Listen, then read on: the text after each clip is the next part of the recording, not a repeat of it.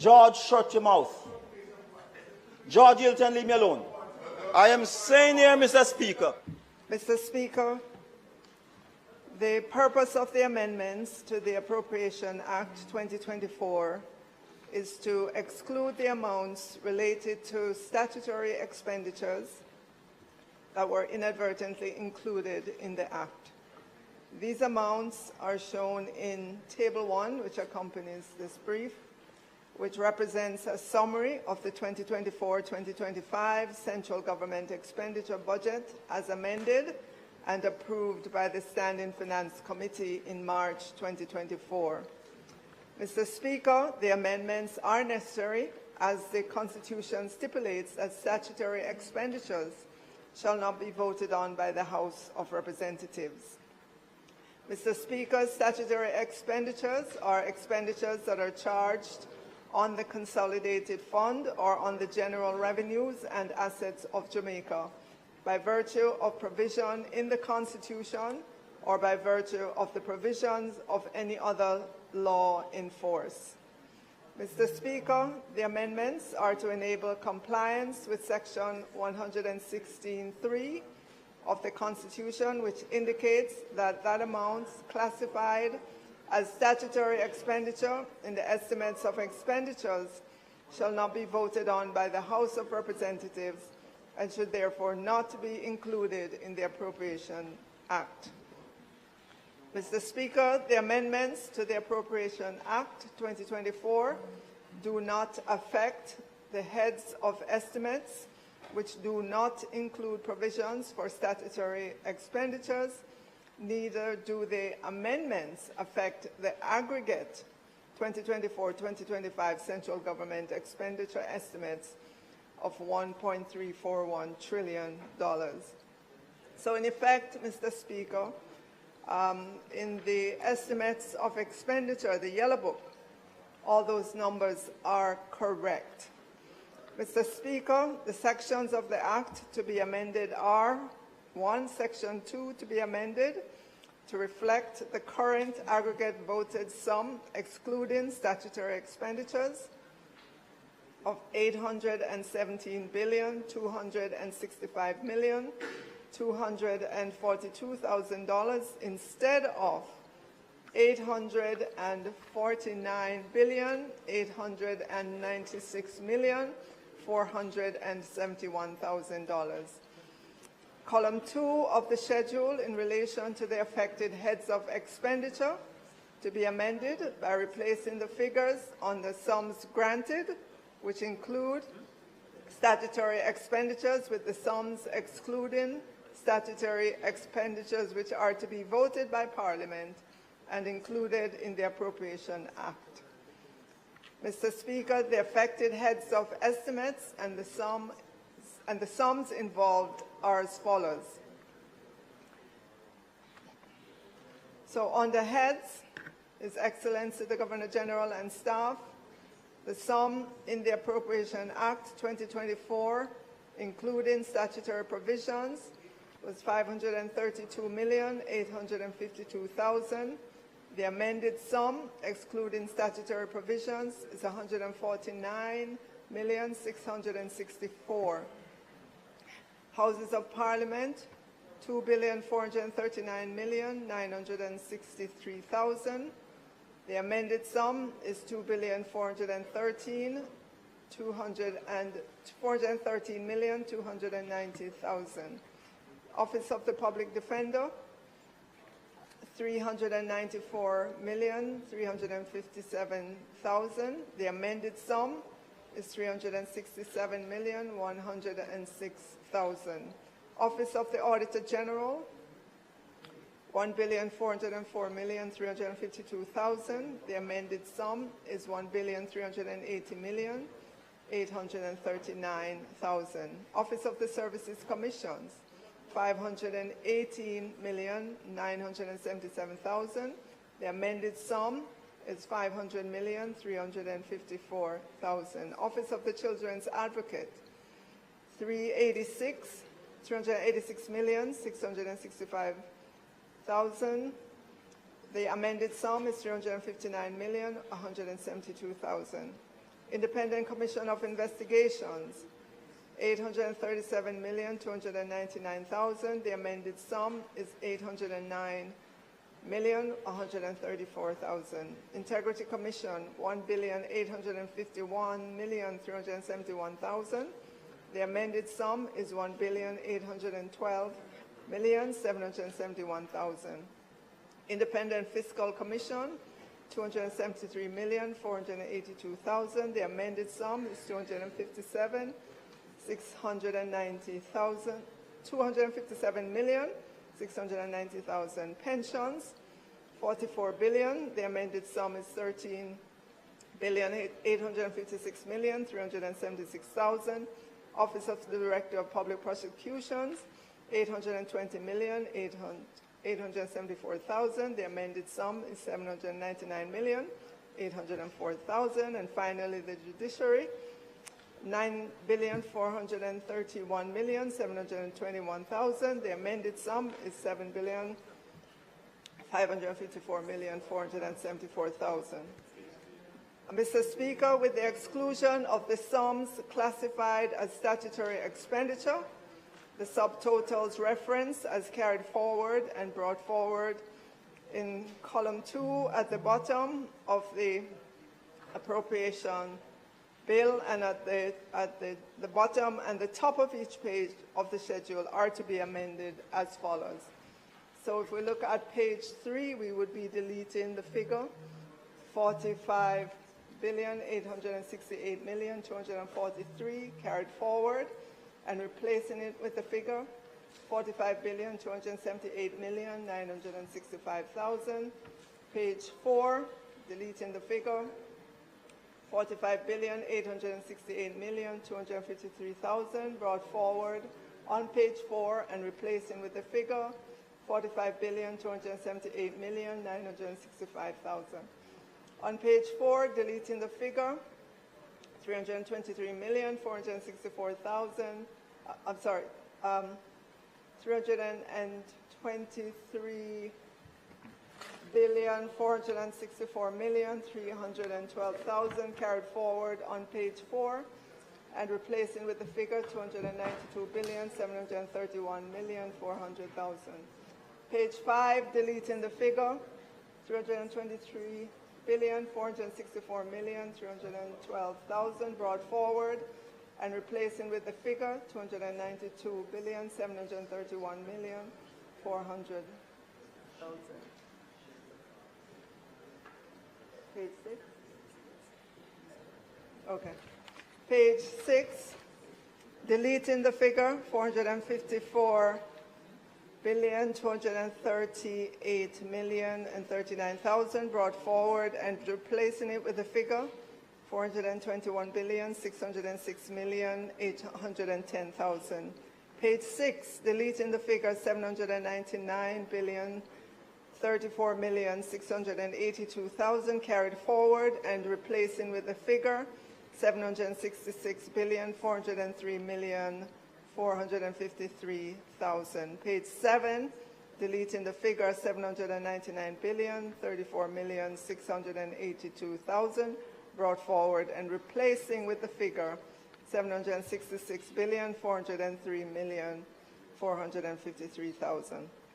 The total figure on page 7, representing total sum granted, is to be amended by deleting the figure 849,896,471,000 and replacing with the figure 817,265,242,000.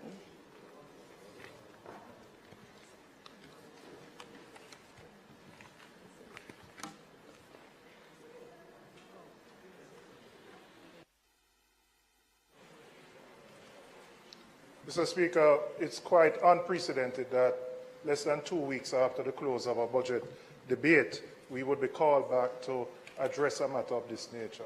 I want to ask what has given rise to the errors that were made in including the public bodies and the other entities. And I ask within the context that these are technocrats who have been preparing budgets for many, many years And from my recollection, I can't recall ever having a situation like this. And I ask also within the context that while human error is not fatal, I would expect that there are checks and balances within the process, that if someone makes a mistake, it would be caught somewhere later down before it is actually brought to the Parliament, tabled, voted and passed by the Parliament. And secondly, I want to ask what is the material effect of the error that has taken place and whether it has affected the warrants that are issued to these public bodies and agencies, and whether that has in any way impacted their ability to execute their functions, pay their bills, honor the obligations that they have.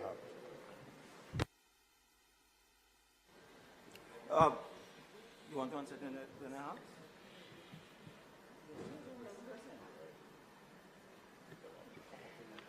At the same time, Mr. Speaker,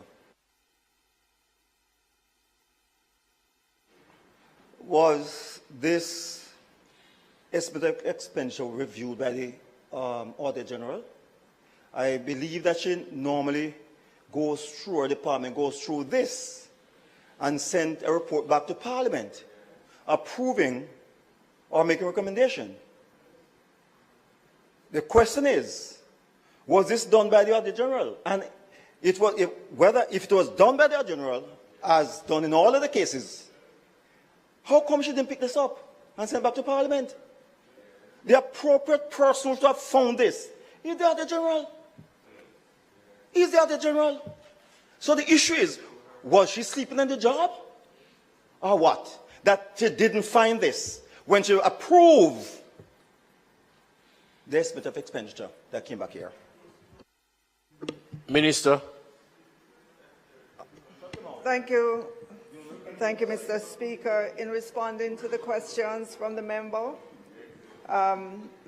if you look in the Yellow Book, it will be clear that it was an error in transposing figures from the Table 1 that I gave you into the Appropriations Act. The fact that it was discovered quickly, and we're here to correct that, I applaud that, because sometimes when errors are made, persons don't step forward to say this is an error that was made. So this was just an error in copying a set of numbers into the Appropriations Act. Mr. Speaker. Hold on. There is a... Madam Minister. The second part of the question, the impact, well, once we're done with this process, then it will enable the warrants to begin to go out. Mr. Speaker, the second part of my question has not yet been answered. Was the estimate of expenditure reviewed by the Auditor General and so approved and certified? That's the second part of my question, but that part has not been answered as yet. Minister.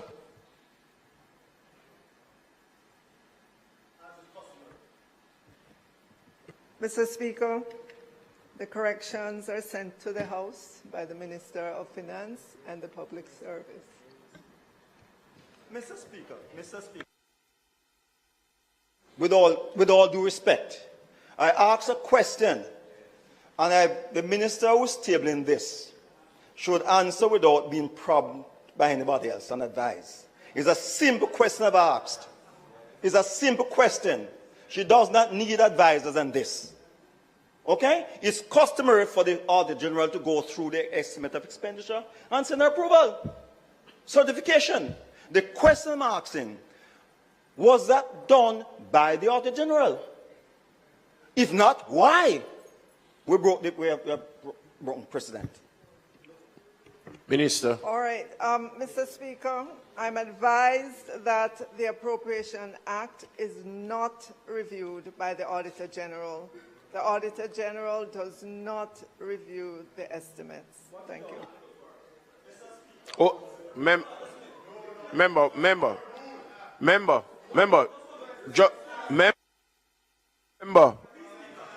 I will give you your time, but the other member was before you. I want to follow up on the second part of my question, and I asked about the impact of the warrants. We are at the 9th of April, and I assume now having the correction, and we'll go through the process of passing it. My question remains, what impact will this have? Because without warrants, they can't spend. They may have obligations. Salaries would be due in another week and a half. What impact will this have on any of the agencies that are affected by the error? Minister. Mr. Speaker, once we get through passing the appropriations, the amendment to the Appropriations Act this afternoon, it will enable the Ministry of Finance and the Public Service to issue warrants to continue the work of the government. Mr. Speaker, the minister has simply repeated the answer given before, which is not a responsive answer to the question asked. My question is, I will ask the question in a different way. Can the minister assure the Parliament that there is no adverse implication from this amendment or any liabilities arising therefrom? Minister. Thank you, Mr. Speaker. There is no adverse impact on the affairs of the government from doing this. Thank you.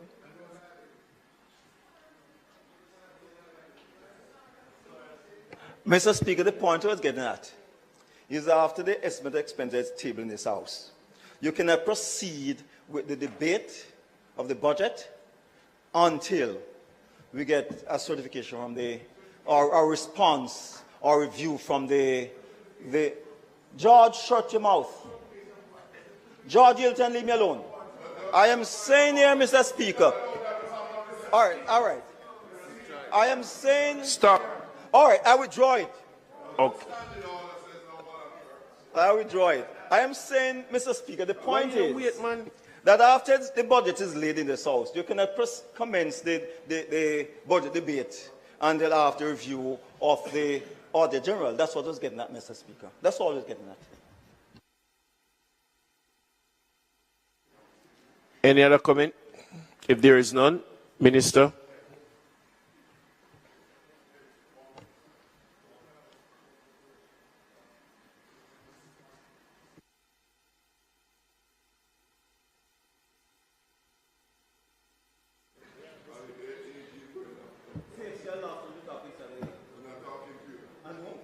Mr. Speaker,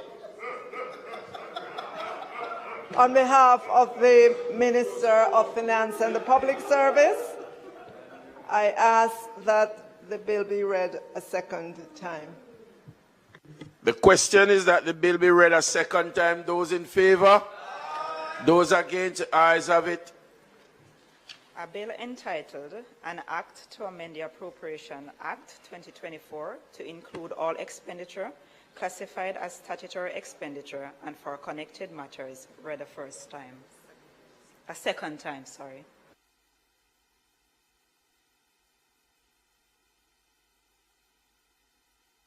The House will now resolve itself into a committee of the whole House to consider the bill clause by clause. I put clause 1. Those in favor? Those against? Ayes have it. I put clause 2. Those in favor? Those against? Ayes have it. I put clause 3. Those in favor? Those against the ayes have it. I put the title and enacting clause. Those in favor? Those against? The ayes have it. The question is that I do report the bill as having passed committee stage without any amendments.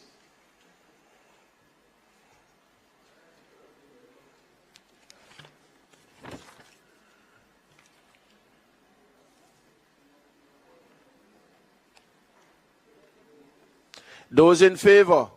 Those against? The ayes have it. The House will now resume to its full sitting.